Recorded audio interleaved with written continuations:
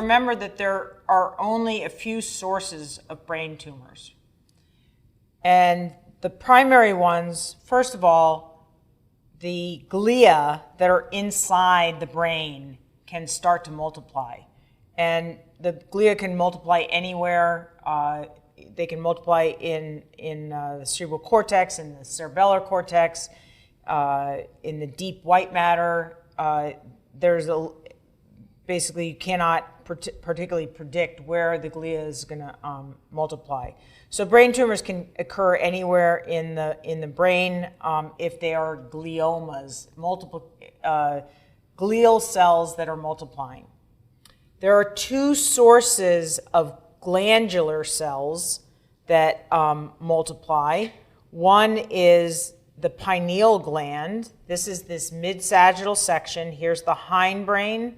Here's the hindbrain, the midbrain, and the forebrain. And right here at the front end of the midbrain is this attachment. And this is half the pineal gland. It's been cut exactly in half, and it attaches right here. And these pineal cells can multiply and take up space and make a brain tumor. The other gland that's inside of the cranium and that can make problems is the pituitary gland. And remember that it attaches right here beneath the optic chiasm. So the attachment is right here, and these pituitary cells can also multiply, and that's called a pituitary adenoma. So we've got gliomas, we've got tumors of glandular cells. In addition, we can have tumors of the meninges. These are called meningiomas.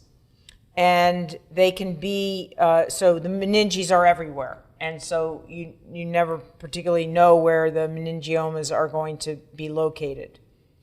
There's one more common source of these tumors, and that is the myelin-producing glial cells that surround cranial nerves. Now, I realize that I just said a lot of stuff that may not be understandable to everyone, but we're going to look here.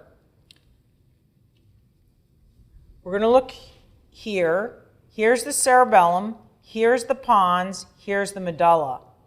And way over here on the side are these little nerves.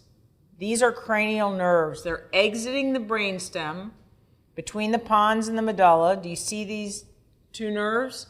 So this one out here, this is the one that's going to the inner ear and is going to be responsible for hearing and balance, vestibular sense. And this one right here is the one that goes to the muscles of facial expression. So what happens, not uncommonly, is that the glial cells that make the myelin for this vestibulocochlear nerve, the nerve that's going off to the inner ear, they multiply and they become cancerous. So when that happens, it produces dysfunction of first the vestibular function, so there's a problem with balance, and then there might be a problem with hearing, and eventually as this gets bigger and bigger, it will start to press on the facial nerve, and there'll be problems with making facial expressions. This is called, they used to call it an acoustic neuroma, and now people tend to call it a vestibular neuroma. It is in fact not a neuroma, it's not of a neuron, but it's a Schwannoma. It's a tumor of the Schwann cells. The Schwann cells are the ones that make the myelin for these